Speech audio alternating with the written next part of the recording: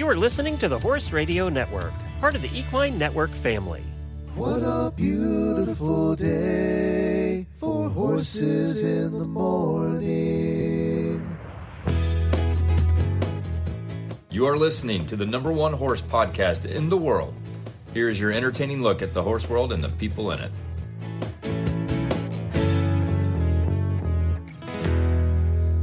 We're back, and I am Glenn the Geek from Ocala, Florida. And I am Lisa Wysocki. I'm in Ashland City, Tennessee, and you're listening to Horses in the Morning on the Horse Radio Network for Monday, January 4th, 2026, episode 3855 by WERM Flooring. Good morning, Horse World. I have good news and bad news for you on this Monday morning. First, the bad. It's Monday. But the good news is really good. Jamie and Glenn are here to guide you through another week filled with horse talk and a whole lot of fun. Welcome to Horses in the Morning. Well, Happy New Year, everybody. We're so glad that you're back to join us for another new year. Jamie's flight was delayed in getting back from vacation. Either that or she just wanted an extended vacation. I'm not sure which. I think we all kind of wanted to extend vacation. But, you know, I'm voting for the latter. Yeah. Yeah. Lisa, I don't know, but 2 weeks off when you were younger seemed like a long time. Oh, it was forever. And, you were so bored by the end of it. And now 2 weeks off, it's like, do we have to go back tomorrow? I'm totally not ready for work. Life, yeah. Exactly. And you have a busy year. We're going to talk about that. We're going to share our plans for 2026. Oh, by the way, Jamie will be back on Wednesday. She promised me.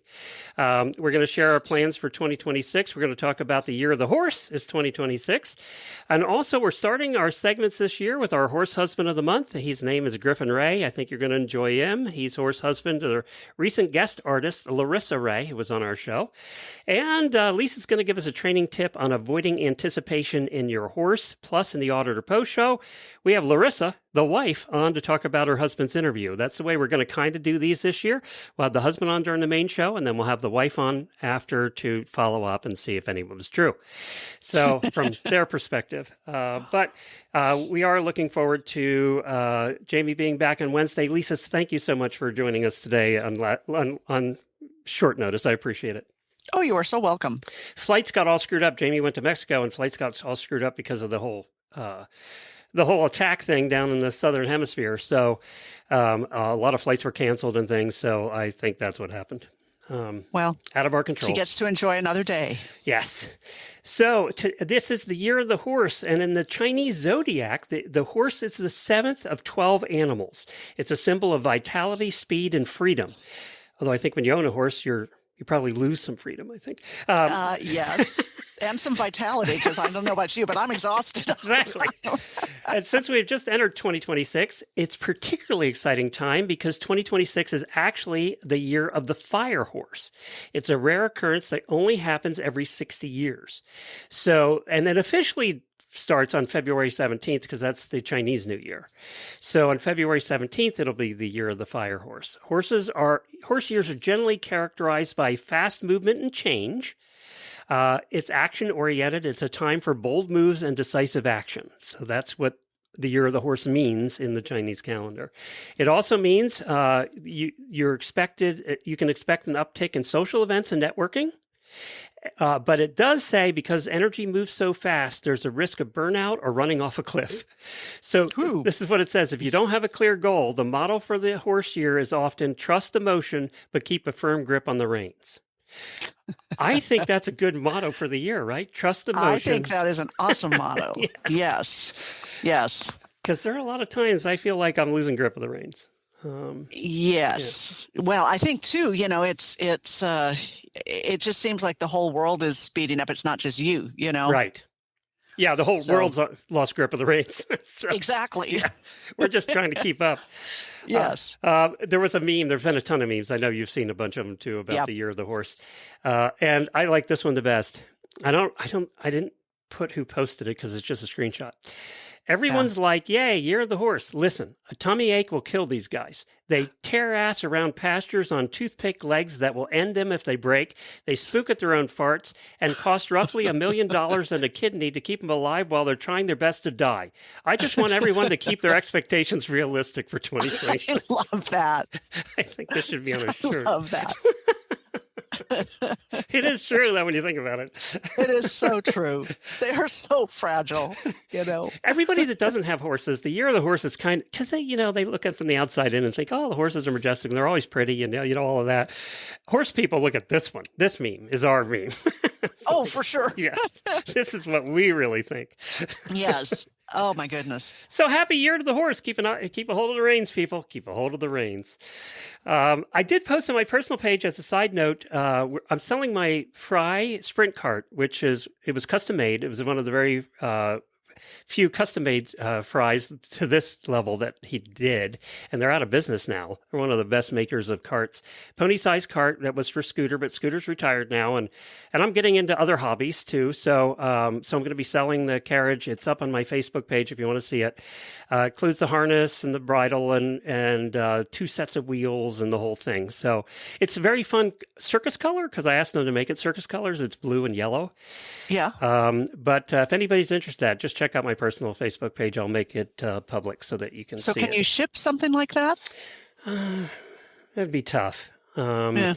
If you're in the, area of Ocala, if you're in Ocala area, I'll deliver it to you, but anywhere else, you'd have to come pick it up. And you can visit with us. So there. Yep. You can meet Scooter if you come in. Let's do some daily Whinnies.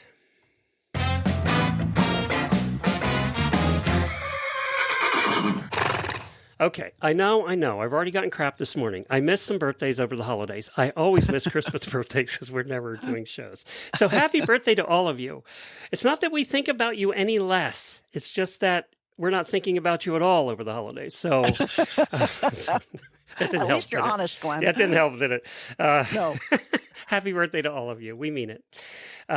So the birthdays for today are Katya Korsh, who was one of our first stops on the road show 5 years ago now. Oh, wow. Renee Kissel, Ina Adams, Sandra Holt, Mary Cater, Lisa Nilsson. Happy birthday to all of you. It was a popular day for birthdays, I'll tell you what. It is. Yeah.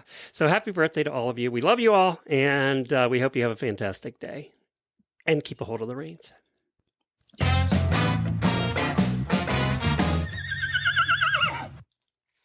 So, Glenn, my daily Whinnie goes to the AutoZone guy. So we have I don't know what it is. It's just the AutoZone guy. So we have a riding lawnmower, and it wouldn't start. And I tried for like 3 days, Glenn, to charge this thing, and finally figured out the battery was toast, And so, but the little screws that keep the battery in place were corroded, and I couldn't get them off, because it should be a simple thing. You unscrew the thing and you swap it out, you buy a new one, you put it back in. Well, I couldn't get it off. Felt like an idiot. So I go up to AutoZone, and the guy said, well, we're not authorized to work on lawnmowers. We can swap out your car battery. So then this other guy comes up, the AutoZone guy, and he said, oh, let me take care of this lady. So he spent half an hour, Glenn, with 40 different instruments trying to get this battery off. And he finally did, and swapped it out. And so now I'm spreading poop in the paddock again. So it's very exciting. You gave him a nice tip. Yeah. First half an hour of effort. That's great, though. Usually at those box stores, you don't find people that are willing to do that stuff. No, you don't. And at the end, he said, if I wasn't here, this would not have happened. And I'm like, yeah, I get that. But he was so nice, and it really made a big difference. So he deserves a little shout out, even though he'll never hear it. Year of the horse. A good start to the new year right there. Yes. Well, you have some other news too, and I'm going to get to that. But I first wanted to share with everybody our plans for Horses in the Morning in 2026. And then we're going to talk about what Lisa's plans are. And then later on in the show, we're going to talk about our very loose goals for the year personally, and we have some listeners that have chiped in on that as well that we'll review. But first, what's coming for Horses in the Morning in 2026? We're going to continue our breeds of the alphabet. We're at the letter N, I believe. So we're going to try and get that done this year. Some of these breeds, when you get into X and those get tough. Yeah, a little tough. So what we decided is on those ones where there are no breeds except a couple Russian ones that we can't, we're not going to be able to talk about, or Chinese. When you get into those breeds, they're Russian or Chinese, and it's kind of difficult right now. So what we're going to do with those, we're going to go with a horse named starting with that letter. Oh, that's a great idea. It's the only option I have, and whatever breed that horse happens to be, which led to the idea of starting this year too, and that's horses of the alphabet. We're going to highlight one famous horse for every letter of the alphabet in all different disciplines and sports. Oh, Glenn, I love that. And it could be a horse from history too, or which we'll just do a history segment, or somebody wrote a book. We'll have them on to talk about that, or the previous owner or trainer of the horse. We're going to try and mix it up so there's English and Western and, all over the place. Yeah. But we'll do horses of the alphabet starting with A. And I think that'll be a fun one to do too. Absolutely. So you like that one? I hadn't talked to you about that one. I love that one. Yeah. Oh, good. We're going to do a new segment this year called Where Are They Now?, where we're going to look back at guests of the past and get them on for updates. So these are guests that we've had on in the past. It could be 10, 15 years ago. It could be last year. But we're just going to get them on to find out what they're up to now. And I'm very happy to say, and I was going to keep this as a secret for Jamie, but she hates that with a passion, so I'm not going to snooze, you lose. Yeah, I'm not going to do that. I'm very excited to announce the person I wanted to have on for Thursday's show agreed to come on Thursday as our first Where Are They Now? And I'm going to put a post in the auditor room having everybody guess, and we're going to see who guesses that correctly. But I don't want you to say who you think it is, but let me just say she was our most popular guest of all time. So, wow. So that's a teaser, and I'll put a post tomorrow morning in the auditor room, and we'll see who guesses it first. We're going to wow. We're going to continue with the question First World Problems once a month. Obviously, weird news and really bad ads every week. Deanne from Horse Nation, who's also a very popular guest, has promised me that she'll be back once a month. Now, we've tried this several times before, but I made her promise, pinky swear this time. So hopefully we can get her because we love having her. Our Horse Husband of the Month, which we're starting today. And we're going to try and continue more regularly the product review shows. I'm going to WESA later this month, and I'm going to talk to a bunch of companies about donating products. So we're going to try and get the product reviews more regular, maybe a couple times a month. So I have some that are lined up for this month that people got for review, and listeners and auditors will continue to do those reviews. So a lot of fun things, I think, coming up this year. We try and create new things for you guys, but also for us. It helps us liven it up a bit too. This is our 16th year now, so that's just incredible. I know. It really is. I'm tired thinking about it. I did want to say end of July is also on a HITM note. End of July is going to, we're working out the details now. I don't have an announcement yet, but I just want to tease it because we're including you guys in this, is our 4,000th episode. It's going to be like July 26th or 27th. I have to look again. But we're talking about doing a meetup at a location where people can get to, and making it a kind of a weekend 2-night thing together, and recording the episode with a whole bunch of listeners and friends that are going to be there. But this will be a thing we announce, and you can come attend. So fun. I will let you know more details on that as soon as I have them. Jamie and I are going to try and iron that out on Wednesday. And I have an idea that I think is a really good one.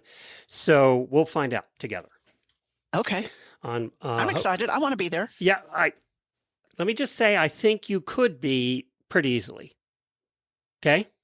Okay. That's a hint for everybody else, if you know where Lisa lives. Okay, Lisa, how about you? You got a new little truck. I did. I got a brand new Ford Maverick hybrid, and I'm so excited. Glenn, this is the first vehicle I've had that I've really enjoyed driving. All the other vehicles I've had, it's like a thing to get from point A to point B. Well, you've always had work trucks too, pretty much. Yes, yes. And some of them have had more bells and whistles, but they're still a work truck. And so this it's got all the fancy stuff. I don't even know how to work all of it yet, but they're supposed to get like 40 to 50 miles a gallon too. I'm getting about 41 to 45 miles per gallon. Yeah. We had ordered one when they first came out in COVID time. They first announced them, and we had ordered a hybrid. They didn't have them then. And it was 2 years. And after 2 years, they just canceled my order and sent my money back. Wow. And we never did get it. So yeah, because it's really roomy on the inside. Now the bed is much smaller than I'm used to, but I'm not using it. But the bed has lots of attachments to it. It does. It does. And I got the one with the tow package, so it'll pull like 4,000 pounds. So and does it have the plugs in the back too? And the bed? Oh yeah. Yeah. You're going to find that handy, by the way. Yeah. It's just amazing. And, I haven't junked it out yet. What color is it? I had it a week. We'll see how long that lasts. What color? Blue? It's green. Green. Okay. So Glenn, I told them I wanted a 2025 because they had a deal on the 2025s. And this was, I bought it like right after Christmas. And so they had 5 left and 4 of them were white. And I'm like, okay. It's the South. Everything's white. That's not going to work. I mean, we have an 800-foot gravel road. And I'm like, okay, white's just not going to work. So the other one it's called Eruption Green. I know, right? Yeah. So it's kind of I find that so funny, but that's kind of funny. I know, right? But it's kind of it's pretty. I saw the picture. It's pretty. It's a pretty green. Yeah. Yeah. It's a real deep green and but it's fun. It's fun. So her name is Minnie, Minne, short for Minnie Tonka, because she reminds me of a Tonka toy I had once. There you go. I love that. We have the Ranger, which is just the next size up from that, with both the same size bed as you have. And we have the big truck too, like you do. Yeah. But I'm finding that you're going to fit more in that Ranger than you ever thought in that truck than you ever thought you could. Oh, yeah. Yeah. I hauled a bunch of stuff to my storage unit yesterday, and I was surprised at how much I got in there. Yeah. I mean, it's great. You're going to enjoy the heck out of that. Good job. Thank you. Now that you're not driving up north anymore, you've got a comfy truck.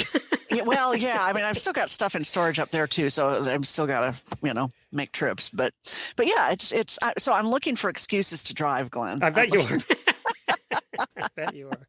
How about the movie? Where are we at now? For new listeners, so we've got a production meeting. Let's right recap. after Hold the on show. 1 second. Let's recap for new listeners. Okay, Lisa's sorry. an author. She's written many murder mystery books that have been picked up for a movie, and with a major movie house. And she's now in the process of getting that all set up. So where are we at now?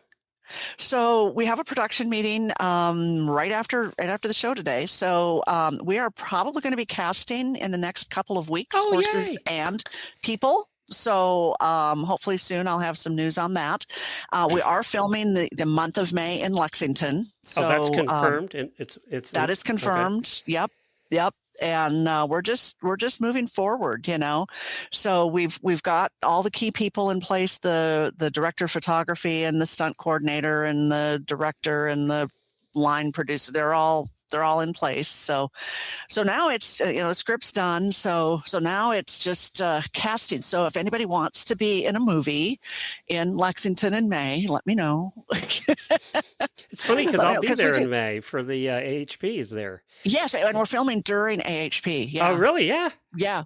Oh, wow. So we'll be filming there. So we have some crowd scenes. So if somebody wants to be in those, I can maybe make that happen. So yeah, and then we're going to be looking for 4 very specific looking Appaloosa horses.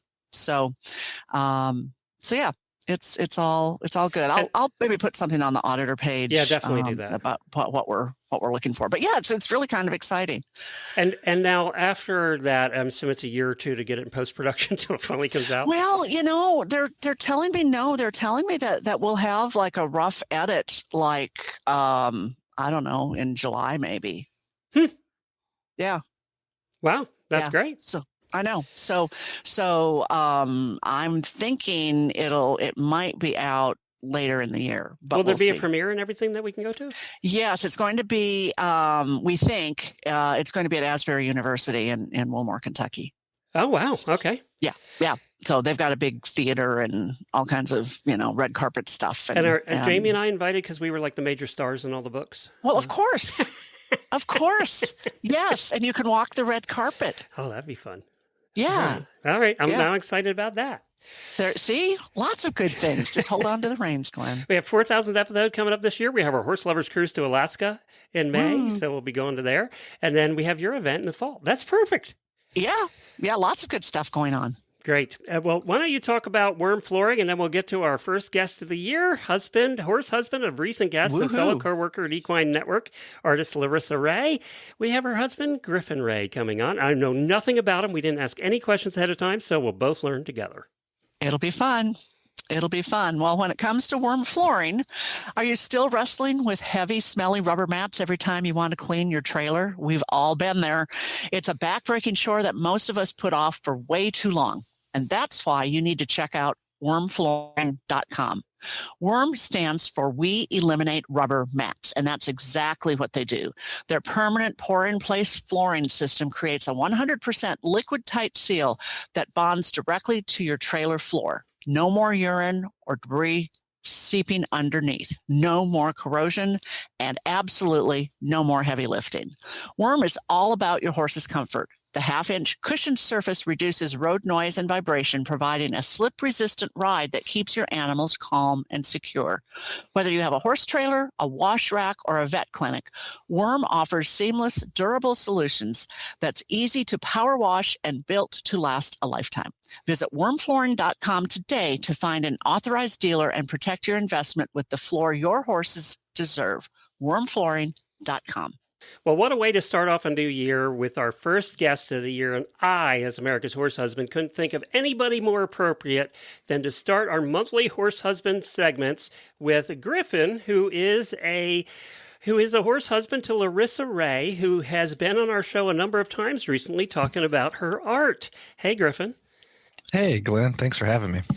Did she have to convince you to do this, or were you a willing participant? Or does she have you tied to the chair at this point? What's the story? Yeah, a little bit of both. There's a trap outside my office, so I can't leave. But no, I was more than happy to come on when she asked me. I thought it would be a interesting and fun time. So it's her first podcast, so we'll see how it goes.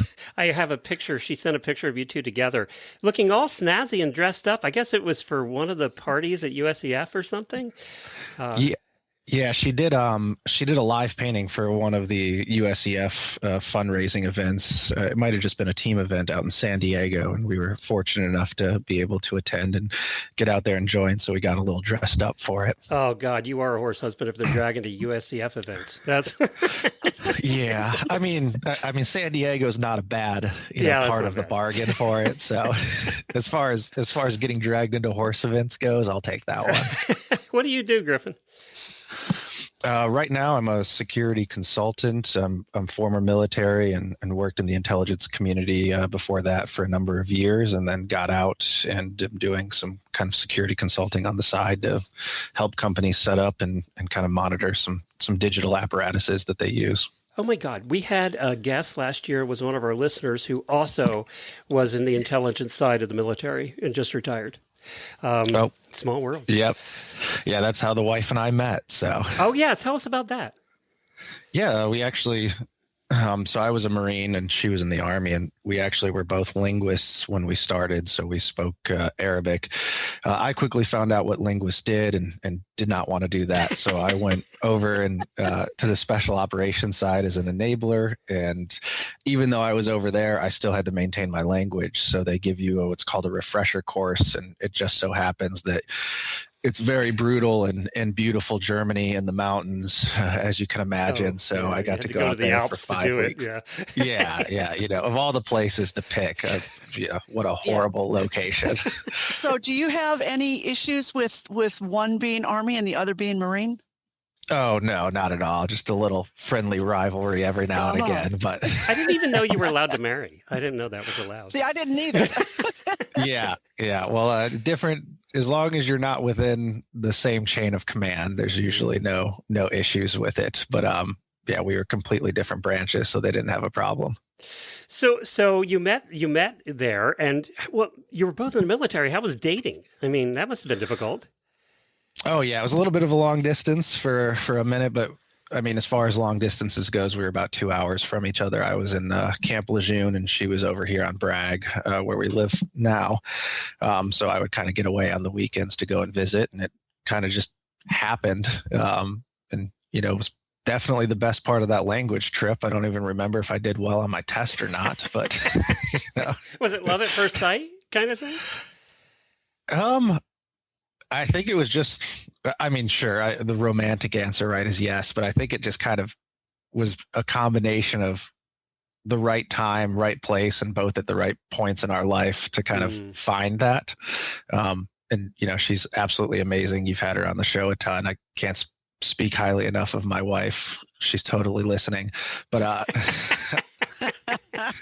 no. And not like she'll be on later in the show to rebut all of this either. Yeah, and she was special operations too, working with another unit out here, and just thankfully, I think that contributed a lot to the ease of the relationship, that we both kind of had the same lifestyle at the time and deployments and everything. So there wasn't any lack of expectations that, there would be some gaps where both of us were gone or deployed at different times, and just very thankful for that. Yeah, like those Navy guys. I mean, I kind of think they have it the roughest because they're gone for a very long time, all the time. It's like, yeah. I mean, you could say that, but then I've got a good buddy of mine who's a chief in the Navy, and his last deployment, he went through the entire port of Latin and Central America. So was enjoying, the beach and refreshments and margaritas throughout. And I was like, oh yeah, that's such a horrible deployment. I really feel bad for you, Before we get into talking about your introduction to horses, I wanted to say, my wife and I, when we met, we lived 2 hours apart, and we did the same thing. I kind of commuted on weekends and all of that for a year and a half. And I don't know about you, but I think that was better. I think that was better than we lived close and we just spent all that time together at the beginning. I think we had limited time at the beginning, but it was, I don't know, I hate the word quality time, but it really was quality time, right?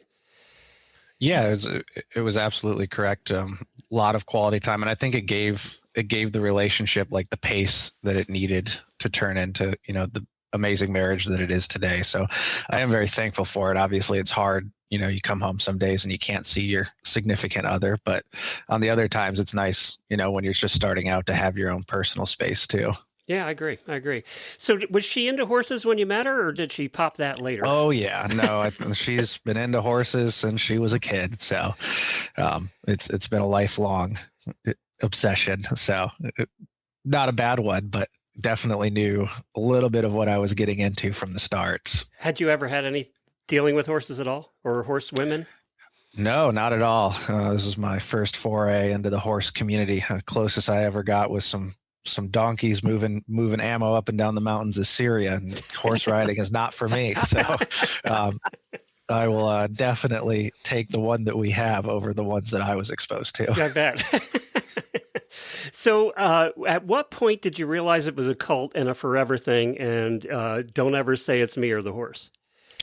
Oh yeah, it's just, well, I mean, I'm a car guy as well, so it's a very similar cult, I feel like, on both sides. So fortunately for me, it's very lucky that she gets horses and I get cars. So there's really not a lot of arguments on both sides when we come home with new and expensive toys. Which is more expensive, do you think? The horses or the cars in the long run? Oh, the horses for sure. Horses for sure. Yeah. Not only are they the same price as some cars, but then you got to feed them every month. You got to find a spot for them. They're really only good at homicide and suicide, so they're constantly trying to hurt themselves. Like, it's great. Lisa's sitting over there going, I can't disagree with any of this. Right. Right, Lisa? Yeah, I think I knew it was a cult. We have a good friend of ours, Dana Cook, who's a rider that we met through one of Rissa's events that she was doing at the Carolina Horse Park, and quickly got inundated into the higher levels of the eventing community. And boy, are they awesome. But cult sums it up. It's great. Lisa, do you disagree with anything so far? I'll do a check-in here. Oh, no. I'm right there. Okay, good. I'm right there. I just the whole thing about the cars and the horses, I think that's a really good compromise. Yeah, it's great. It's great. I mean, mine don't need to eat every day, but when I come home with new car parts, I can be like, well, that saddle last week, I think we're good. Actually, we've talked about it over the years and had hundreds of horse husbands on over the years. And we've kind of determined that it's better for a horse husband to have their own hobby rather than having no hobby, because we've determined that there's a lot more friction when the horse husband doesn't have a hobby, because then they're expecting their wife to be there all the time. Yeah. Thankfully, I think I have probably too many hobbies at this point. So we're just trying to fit in everything that we have. And with the addition of Connor, the horse, it's been a pretty cool process seeing her get to ride him. I want to get back to Connor, but before we do that, I wanted to ask you because I've never asked this before, how did your military training on both your sides, you think, help your relationship now? Oh boy. Well, we're both very upfront, and we have. I hadn't noticed that about Larissa. Oh yeah, right. Yeah, she'll definitely say what's on her mind.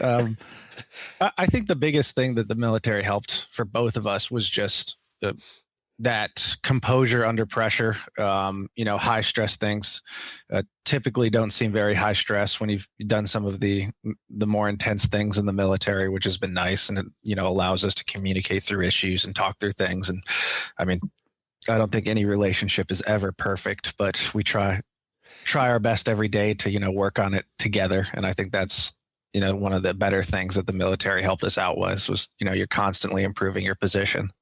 I think that's so true, because most arguments with couples are either over money or small things that are ridiculous, right? And so I kind of feel that you guys would just look at those as small, ridiculous things, that there are bigger fish to fry in this relationship. Oh, yeah. Ours are more, my wife is amazing, and she has a hard time saying no. So it's more, wow, you took on 5 projects this month. Like we're gonna have a lot of time painting this month, aren't we? I get the same stuff from my wife. Lisa will verify that. My wife finally said years ago, "Look, unless you're getting paid to do it, you can't do it anymore." So I had to exactly. I had to say no to a lot more things. She has one horse at this point. Yeah, just the one, just Connor right now. So, and do you board, or do you have your own property? So right now we're boarding. He's like 3 minutes down the road at a friend of ours' farm.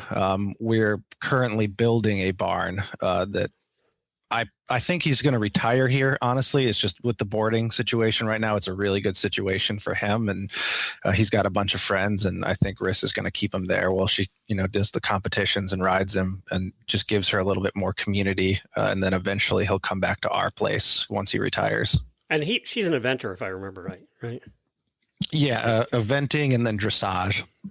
And so I know nothing about either of those. So, the fact that I got the 2 things right, I think will put me in the good graces. Oh, that'll totally bring you some points. Yeah.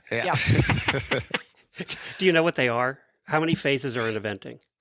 Okay, I actually do. We're fortunate we've got some really cool friends that we've made from it. But right.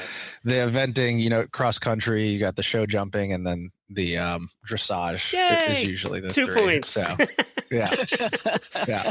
Have you ever stayed awake for one of the dressage tests? That's another point if you have. Yeah, I've been to a few of them. That's not my question. My favorite one is the cross country, though. If I had to pick one. Yeah, none of us really watch dressage. We're looking at our phone, going, "Yes, sweetie, you did great." Yeah, you're doing great. No idea what you just did. I'm only watching if I'm videotaping, and I don't think so. She hasn't done a competition yet with Connor, but we've seen a bunch of our friend Dana ride. So I've definitely sat through enough dressage tests to know that it's not my favorite of the 3. So here's another opportunity for a point. What kind of a horse is Connor? I believe he's a German sport horse. Oh, and I think I kind of remember that's correct. Yeah, actually. Yeah. He's a German sport horse, and he's F.E. Money Made is his show name, I believe. Now, I believe that's Larissa's an amazing artist. Has she ever drawn your portrait? Or painted your portrait? My portrait? Yeah. No. She's not much. I don't think she does portraits. She did do a really nice a Shelby AC Cobra, a 65 blue and white Cobra that's painted and hanging up in my office right now. Oh, that's cool. Yeah, she got points for that one too. Absolutely. Yeah. No, it looks amazing. It's one of my favorite pieces. Not a lot of portraits, but she's definitely done some of our dog. We've got a bunch of paintings of our puppy Isla around the house, but none of me, thankfully. So I have to ask you, now we have to get to the real nitty gritty of this. What's the negative of being a horse husband? She's not going to listen to this. You don't have to worry. Right. Yeah. No, I'm trying to find some negatives, honestly. I mean, it's nice because I get time to do my hobbies while she's out riding. The big negative, I think the worst part is when it gets cold out, going around and feeding and breaking all the ice troughs open for them to have water. That's probably the worst part of it. But I mean, as far as horses go, he's got the personality of a Great Dane, so I can't really complain about the horse in general, which I think makes it really easy to be a horse husband when you just basically have a 1,500-pound puppy dog following you around. It's a little different. When I met Jennifer and Lisa, she had a off-the-track thoroughbred that was a little bit nutso, and then it ended up doing advanced levels in eventing. But that horse, I wouldn't get near that horse. I remember seeing her ride that horse, and the horse is up in the air more than not. And I had never had experience with, I don't know, one horse from another, and all I saw was, it's going to kill her, and our marriage will be over in about 2 weeks. So, yeah. So did you think that all horses were like that? Oh, yeah. Oh, no. I did. She's yeah. I mean, thankfully, I've seen between our friend's barn and then the Kingfisher Equestrian, I've definitely seen that there's been some problem horses before, and I know they can kind of take over an attitude of their own, so to speak. So it's definitely not all as nice as we got very lucky with the one we have, because the only thing you kind of worried about with him is that he's going to get you dirty. He's a giant dirt ball, and he will lick every part of you if you get close enough to him. Oh, fun. Yeah, he will put his tongue in your face if you're not careful. That's Has what she you got to made pay you ride attention yet? for. Has she forced you to get on? No. Zero interest. I do enough dumb things in my personal life. I don't need to add one more. That's hers. You have your own ways of breaking bones. Yeah. I do enough things where I could get injured. I don't need to add horse riding to the mix. So I have to ask you a little bit, for all the horse husbands now listening, about your car obsession. What are you obsessed with? Because there's so many subsections of cars too. Oh, I know. There's a ton. I'm a big sports car guy. I do track days with a lot of my cars, and right now I've got a project Porsche 911 997.2 that I'm working on putting back together at the moment. So she puts up with me having projects, and I get to go, cuddle a horse. So I think she really got the poor end of the bargain here. I'm probably making it look a little too nice, although their horse husbands are going to hate me now. But So I'm still hung up on all the cars. How many is all? Oh man, she put up with a lot. At one point I had 4 personally. Were they all running though? You were working? Yeah, no, they were all running. Okay. I do a very good job at keeping them running. This is actually the first project car I've had. I had a new Nissan GTR, and I had a Boxster before this at the same time. So we've had a ton of cars, and she's slowly getting into the car side of things. But she does her own, we both make our own fiscally responsible decisions with horses and cars. If you can't hear the sarcasm in that, So I have to ask you, because this is a common thing with horsewomen, is their cars are not real clean. There's junk in them everywhere, and that's just not a priority, right? So I'm assuming your cars are spotless and hers are the junky ones? Oh, I mean, I hate to throw her under the bus. No, it's I've got a truck now, and our truck has slowly become the horse truck. But we all know what that means. Yeah.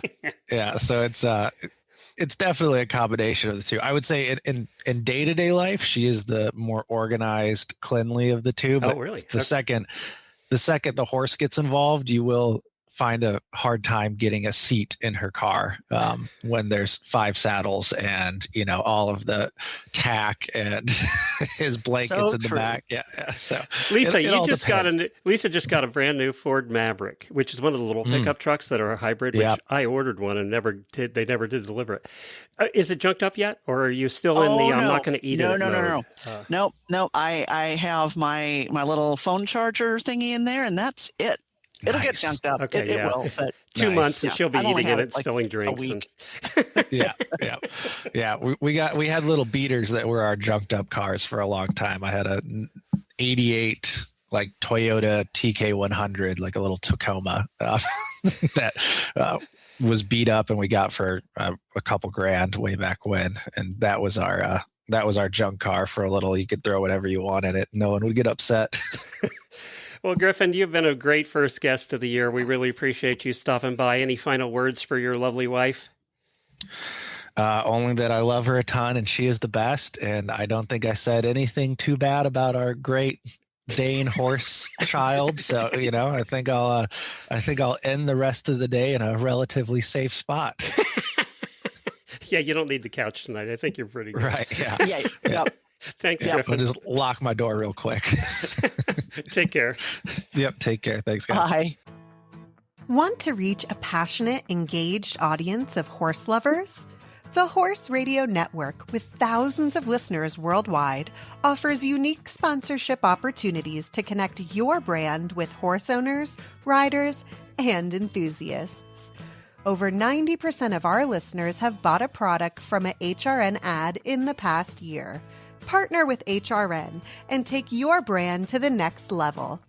Visit www.horseradionetwork.com/advertise today.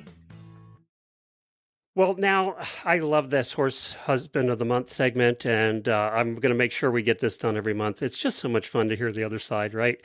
Oh, absolutely. Although he had nothing negative to say, so I'm thinking they're newlyweds and they haven't been married long. We'll have to ask her that. Yeah, exactly.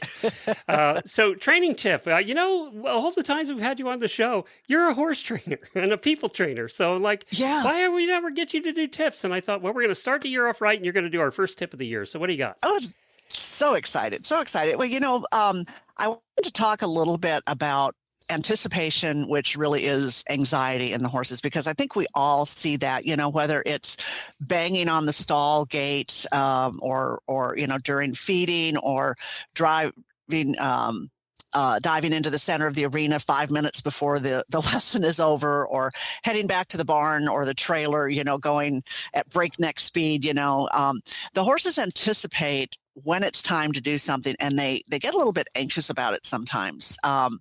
And so I've talked about this a lot in my clinics, and I think it's like the number one problem that if you can fix this or see improvement in this, you're going to see such a big difference in everything else you're doing with your horse. So the first thing that everybody has to do is keep your energy low. Just if the horse is acting like an idiot, well, that's their problem and not yours. And you never get upset. So if you're attracting that negative energy and you're attracting the attention of the horse, you're going to lose out to begin with. So, you just keep the energy low. You don't get upset, and then just ask the horse to back away from the stall door. And maybe you're only going to get one step, but he doesn't get fed until you get that one step back. Maybe if he's, just going into the center of the arena 5 minutes before the lesson, well, you go a little longer, or maybe you go out one day and you ride for 10 minutes and then you get off. I mean, shake it up a little bit, and don't keep doing the same length of ride every time.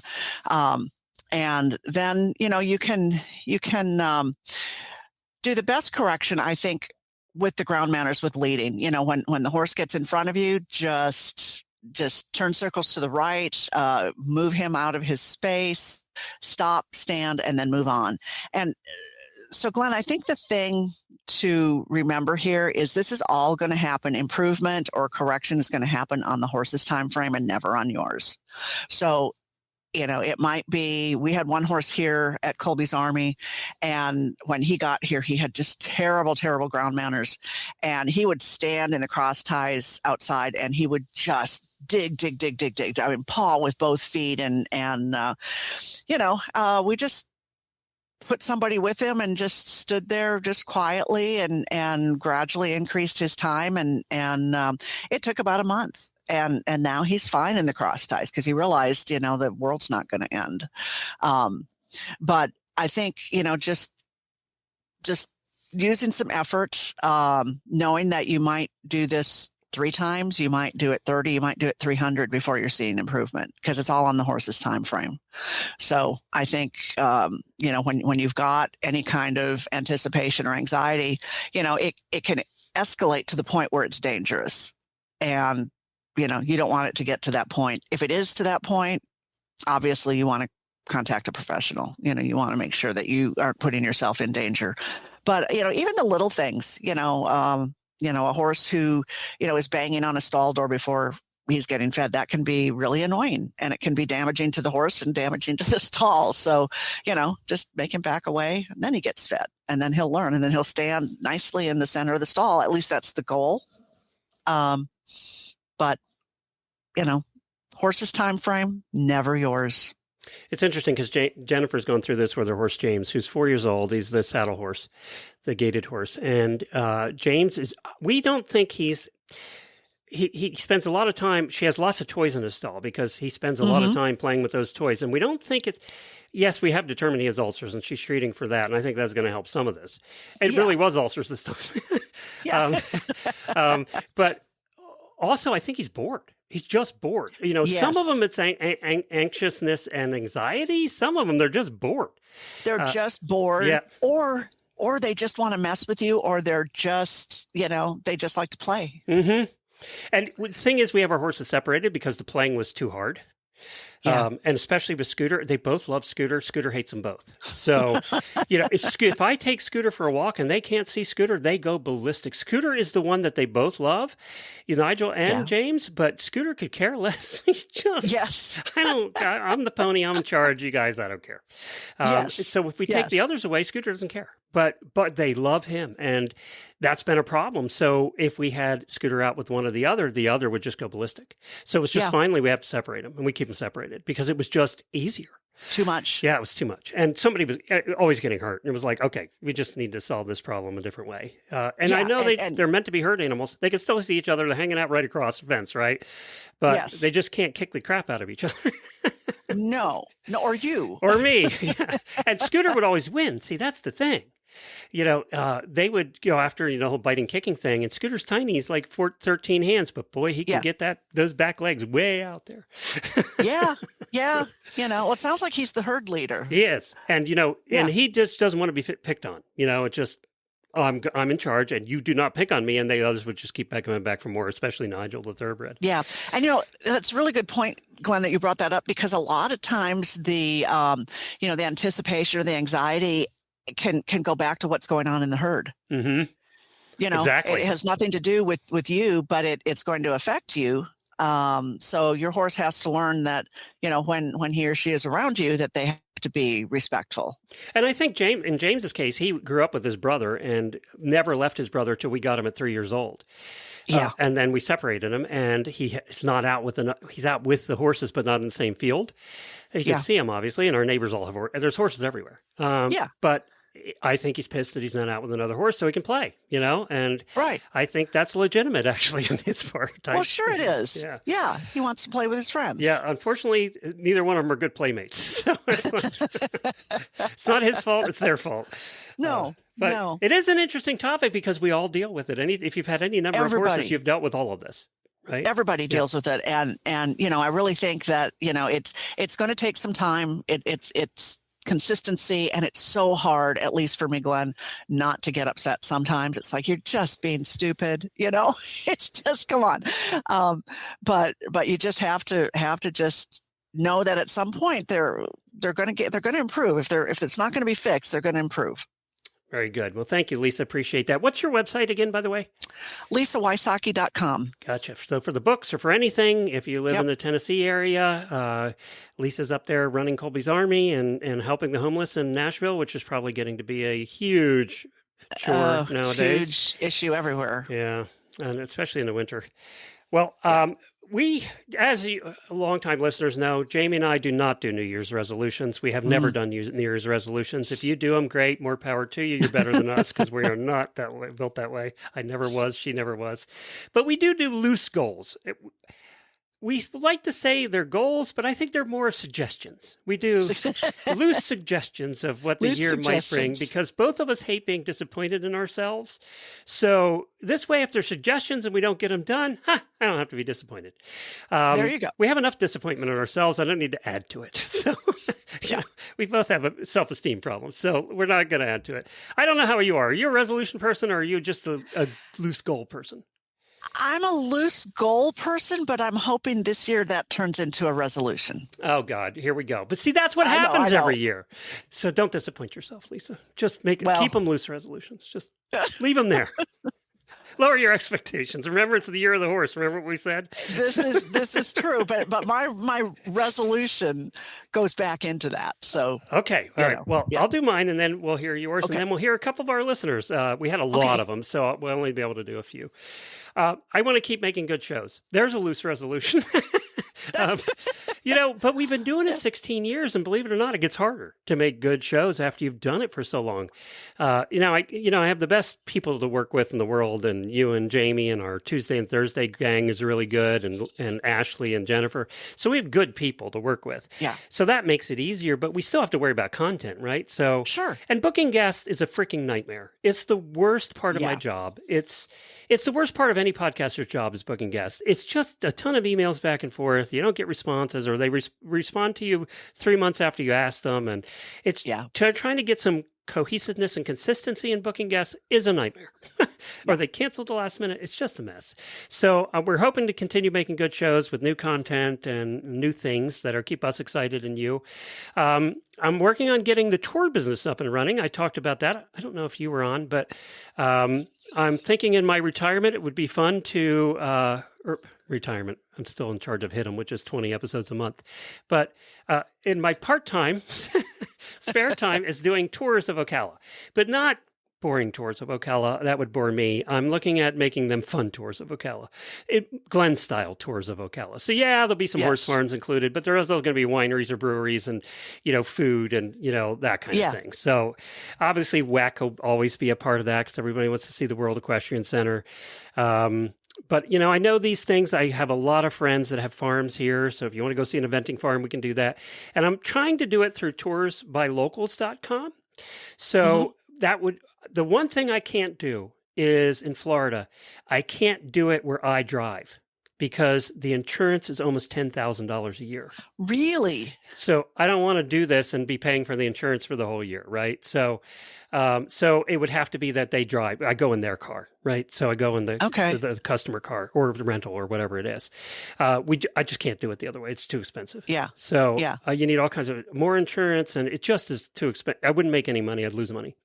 Yeah. So, and I want this to be fun, that we can all hang out together and it's more like tourswithfriends.com, right? So, Glenn, I can't imagine you doing anything that would be boring. Well, it's just going to be fun for me too, and we can just have a good time. And that's the only thing I was really having a tough time figuring out. And when I finally got the final numbers on it, it was like, I can't spend 10 grand in insurance a year to run a car. No. So that's how we'll have to do it. And then I'm hoping to get that up and running. Tours by Locals is very picky, and you have to go through this whole process, and I think I won't have a problem with that. And there's nobody in Ocala doing it. So Tours by Locals is kind of like Airbnb for tour guides. You get local people who will show you around. It's not cheap. I mean, it's, we make money doing it, but it's a whole different experience than you would get anywhere else. We did it. I got to tell you, when Jennifer and I were in Amsterdam, we hired a Tours by Locals guy for 4 hours to take us around Amsterdam. Now, it cost like $400. It was the best $400 we ever spent. It was a walking tour of Amsterdam for 4 hours with this dude. It was just he and Jennifer and I, and he showed us, he's a Jewish guy, and he lost all his relatives during World War II. Because Amsterdam was one of the cities they had taken over. And we got to hear a lot of that side. Plus, he was a guy who had a charity run to benefit the sex workers in Amsterdam. And it was right after COVID, and he had spent a lot of his time feeding those people who weren't making any money. And his wife has a chocolate shop down in the red light district in Amsterdam. So we learned so much. I mean, absolutely. And it was about the horrors of that whole life too for those people, the stuff you don't hear. But it was real Amsterdam. It wasn't the fluff tourist tour you get. And that's what I want to do. So I'm hoping to get that accomplished and up and running in the next couple of months. Plus, we have the Horse Lovers Cruise coming up in May, which we have 44 horse lovers going on that cruise. We're flying to Alaska. We're going to spend a few days in Anchorage together, and then we're sailing from Anchorage down to Vancouver on a 7-night cruise, stopping in all the Alaskan ports. Oh, how cool is that? I know. I'm so excited about that cruise. It'll be so much fun. So anyway, those are my loose goals for the year. How about you? That's a lot. My goal is just to say no. It's a good goal. Jennifer told me I had to do that years ago. I've gotten better at it. Your life is going to be so much better. Yes. Yeah. Well, I mean, I've got a lot going on. And so I think it's just, I know there are going to be people who are disappointed because I can't help with this or I can't help with that, but I just got to say no sometimes. Well, and people in you and I's situation, we get asked to be on boards all the time, and for either nonprofits or businesses or whatever. And I just said yes to one last year that I'm passionate about, and I kind of helped create it in the podcasting space. But it's the first one I've said yes to in 8 years, just because you're right. It's just time is our enemy. Yeah, I think it's, unless I'm really passionate about it, or there's some kind of time constraint that I have to get this done, and I'm just not going to do it this year. There gets to a point. Jennifer made me do this years ago because I was saying yes to everything, and everything I was saying yes to didn't pay anything. And she's like, "Look, we're getting to the age where we need to get paid for our work." So I couldn't do anything, start a new podcast, whatever it was. It had to be making money, or I wasn't allowed to do it. And that was the wisest thing that ever happened. Smart. Yeah. I mean, you get to that point in life where I get asked all the time by other podcasters for advice, and I'm like, "Yeah, I got to start charging for that now." And I feel bad because you and I are built the same. We want to do it for free. Yes. I want to help everybody, and I want to go do everything and see everything. And it's just, I was pretty burned out at the end of the year. And of course, a lot of that was because my mom had passed and, running back and forth and all of that. But even without that, there was a lot of stuff that just either I wasn't passionate about it, or I'm thinking, how did I get roped into this? We always say yes and think it's a good idea until it actually comes. Exactly. Well, it's the year of the horse. You have control of the reins. It's going to be a better year. Yes. How many references are we going to make to that this year? Keeping control of the reins. 1,000. Yeah.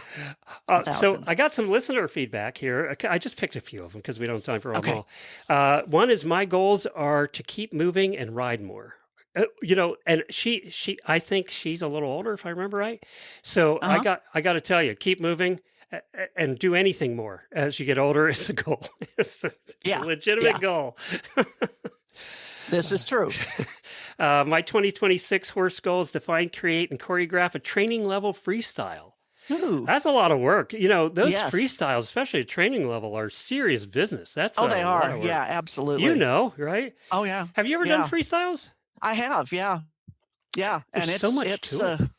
There is a lot to it. There's a lot to it. And I think for me, it's I can't just do the goal. I have to set up, how am I going to get to the goal? How am I going to create the time and setting deadlines, to get certain steps done, which gets to be a lot of work. I don't know about you, but music, even in the shows here for the last 15 years, picking the right music, it's always been a nightmare for me. I'm not good at it. I'm not musically inclined anyway. And it's so important.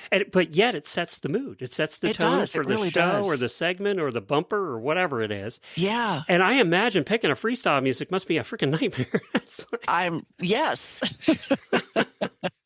There's so many options, Well, there's options, but I need the right tone, the right beats. In that case, getting down to beat level, right?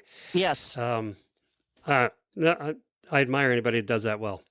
My biggest horse goal for 2026 is to make it to some shows this year at second level, which is getting up there. So yes, good. So good luck with that. That's a big goal. I also want to, this is the reason I put this one in.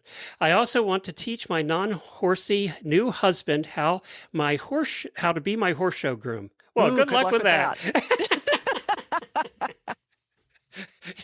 You didn't hear Griffin volunteering to be a groom, did you? No, did not.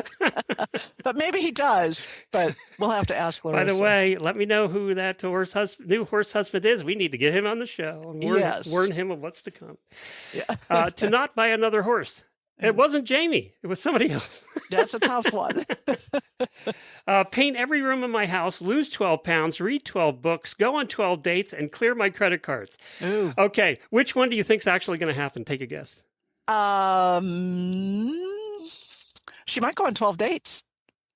I think the best chance is to read 12 books. Lose 12 pounds is the hardest part. So what would be fun is at the end of the year to see how many people actually got stuff done. Oh, yeah.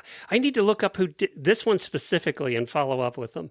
Yes. Oh, I need to do that. I think the hardest part of this options would be lose 12 pounds. That's always the hardest. I think that's the hard one. And even painting every room in the house, that's a big Well, big if you chore. do that, you might lose 12 pounds. So Well, there you go. there's that. We've done that, paint every room in the house, and yeah, it's a lot of work. It's a lot of work. Yep. Actually have some fun with my horses besides just taking care of them. That's every horse person. Yes. It's our nightmare. It's our crutch right there.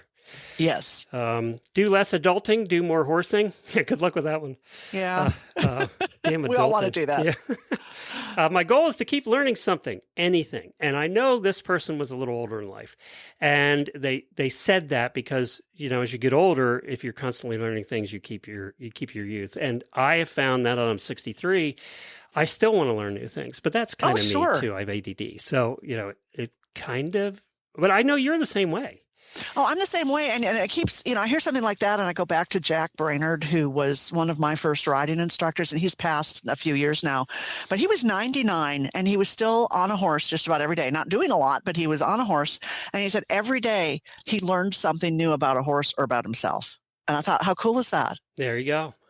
I know Monty probably feels the same way, and he's 90, I'm sure. 91 now. So, yeah. All right, I want to end on this one. This was one I saw a Lisa Wallace post. Yeah, I love this. this. Anybody with a diesel will relate to this. I had this problem the other day. Yeah. If you haven't decided on a resolution for the new year, not parking at the diesel pump when you have a gas vehicle. 2, parking in an actual parking space instead of the pump. 3, when you're done at the pump, move your vehicle. These are great choices, just saying. Oh my God. This is a freaking nightmare when you have a diesel. It is. It is. The other day I pulled in, thank God Wawa's exists, because Wawa's have multiple diesel pumps now. They're not just the ends. Most places have the ends, or diesels. And there's always some jerk in a car who's taking 25 minutes in the store. Yes. We don't have Wawa's here, I don't think. Oh, God, Wawa's are so nice. Almost every row has diesel pumps. Oh, so nice. Yeah. Yeah, for sure. For sure. But even people just, parking and, as you said, spending 25 minutes in there and, then nobody else can get gas. And what are you doing in there? Except for Wawa, who has a really good deli, best food in any. They're even up there with Buc-ee's. But, I mean, they have really good food. So you're waiting for your food. I get it. But if you're in a 7-Eleven, what are you doing? Right. Right. Yeah. Yeah. All right. Play your lottery tickets when you get back to the car and move it. Don't do it in the store. That's also my pet peeve, as you can tell. So we're going to end on that positive note for the year, for the day. We got Larissa coming up, who's the wife of the horse husband you heard on the show today. So hang on for that. Thank you so much, Lisa, for filling in all the time when we ask you. And by the way, on your note there, on your loose goal, you are allowed to say no when I ask occasionally if you want to. Okay. Oh, but no. I mean, I will say no if I can't do it. But okay. All right. I do love doing it. So I know we love each other and we're friends first. Yes. And that I often think sometimes Lisa's just doing this because I asked her, but I appreciate you doing it. I know you enjoy doing it too. I do. I do. And you're good at it. We do appreciate that. So Thank hang you. on, auditors. Jamie will be back on Wednesday and we'll find out what went on in her life over break. I'm sure it was exciting. I know she got a new horse. We'll see how that's going. So all of that coming up on Wednesday's show. Get your weird news into Weird News at horseradionetwork.com. Thank you, Lisa. Lisa, again, it's lisawysocki.com. And hang on, auditors.